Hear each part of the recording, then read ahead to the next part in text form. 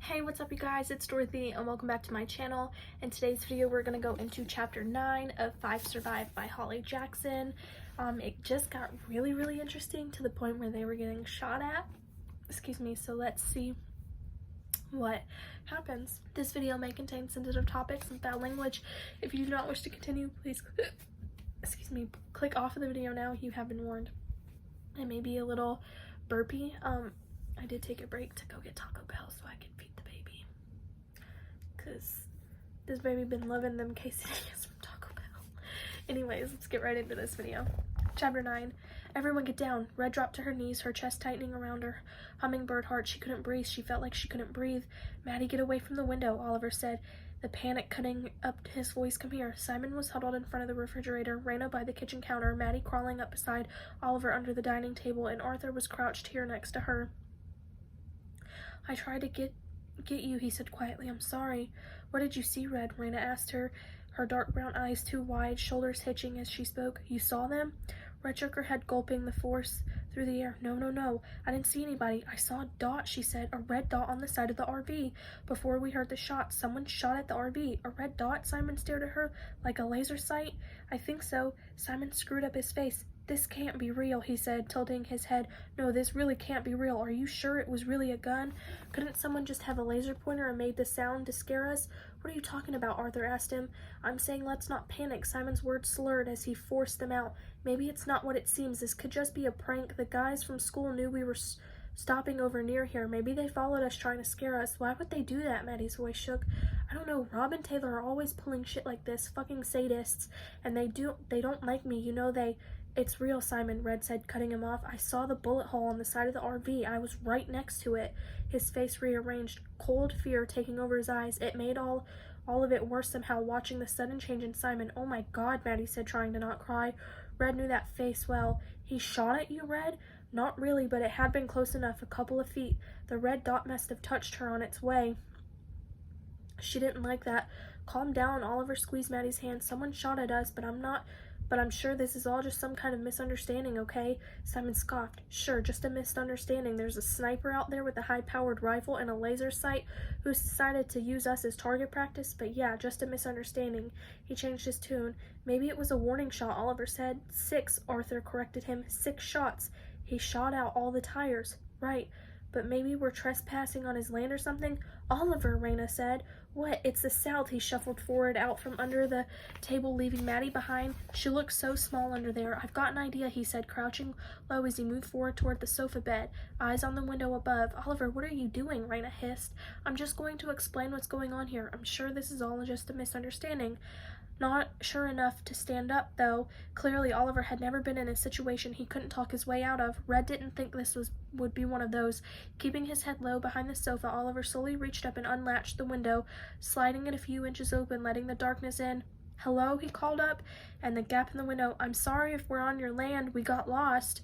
Red should tell him it was pointless. The shooter was using a laser sight to help him aim, which meant he was probably more than shouting distance away.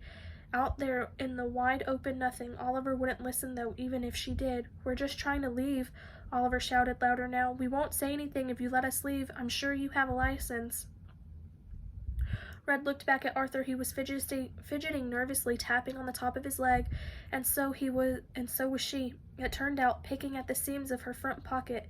She checked in with Maddie on the other side of half under the table, strange downward shadows on her face. Then Simon gasped. He pointed at Red, wiped her head around. He pointed, and Red whipped her hand around, and following the line of his finger, the front of the RV and the back of the driver's seat, right there against the very top of the hardest, was a red dot. It's inside, Simon whispered, terror reshaping his face again. What? Raina couldn't see. Red looked away from the dot, tracing it back to the point of origin. It's coming through the window, Oliver. Watch out! She didn't finish, and the window exploded above him, shattering into a million pieces that rained down as he covered his head with his arms, shards that shimmered as they fell, scattering around Red and Arthur too. Maddie screamed. Oliver, Raina shouted, are you okay?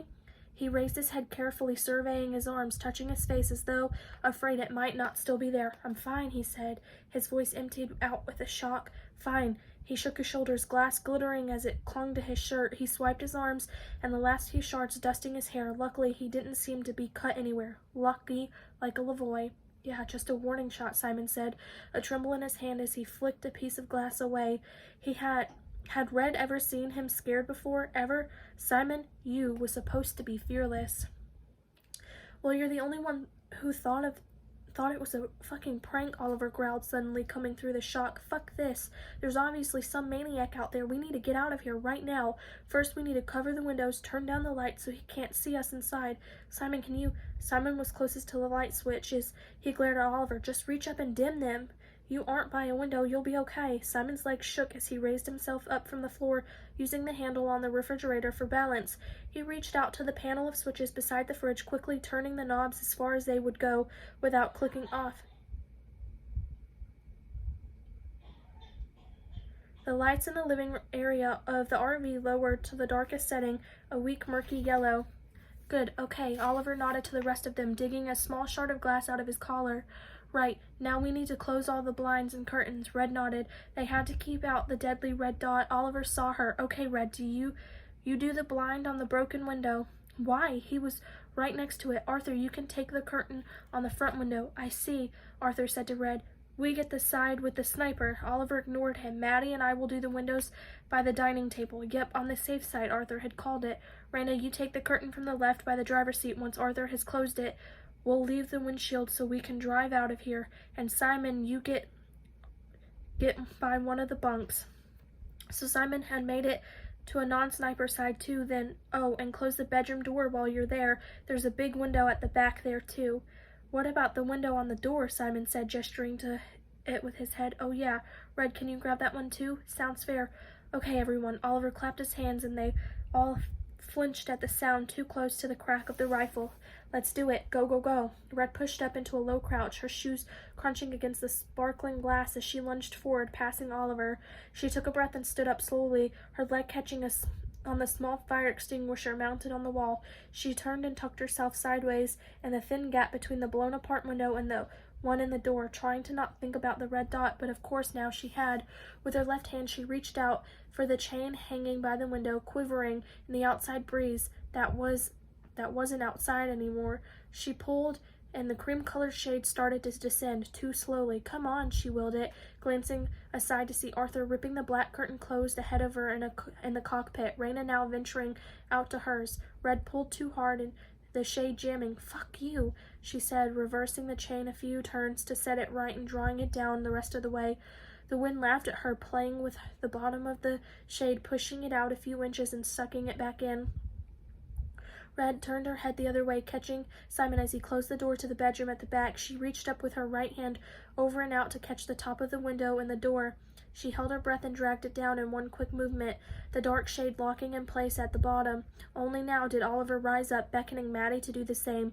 They leaned over the booths at the dining table, unhooking the tie backs and pulling both sides of the curtains across. Red still couldn't work out what the patterns in those curtains reminded her of. It was on the tip of her brain, but really, so annoying. It wasn't that guy from SpongeBob, was it? The grumpy one with the clarinet? Oh, damn it. What was his name again? And what was the smell that was following her, bittersweet and cloying? Was it coming from her? Red looked down and raised her shoe. The bottom of her sole was dirty and wet with something. She sniffed. Was it gas? Okay, good. Work, everyone, Oliver said, out of breath like he'd had a difficult job there. A thanks would be nice. Right, let's get out of here, Raina. Where are the keys? He held out his palm toward her. How? Maddie asked him. All the tires are blown. The RV will still move, Oliver said slowly, and it will likely cause irreparable damage to the wheels, but I think we have bigger problems right now. Why would there be gas on Red's shoes? Raina, keys. He snapped his fingers impatiently. She patted her pockets on her hoodie at the back of her jeans, a look of horror in her eyes. I don't have them. I don't know where they are.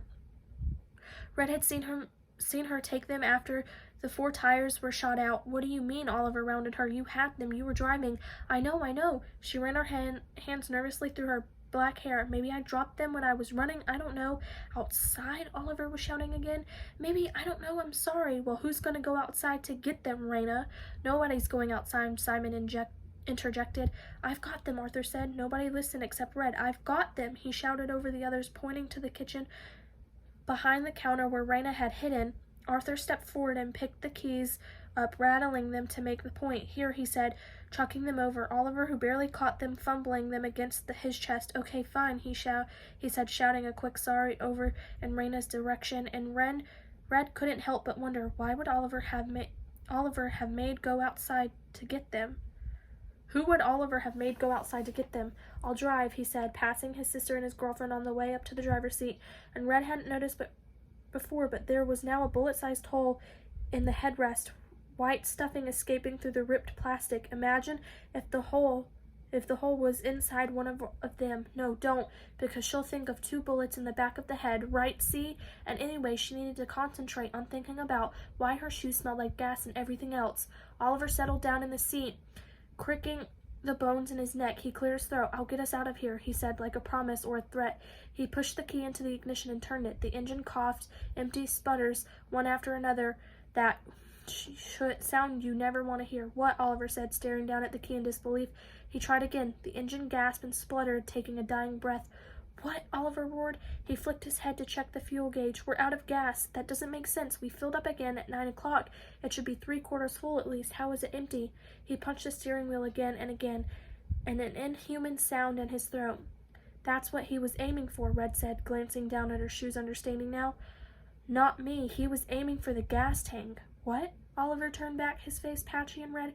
He shot out the gas tank, she said. Why? Maddie asked.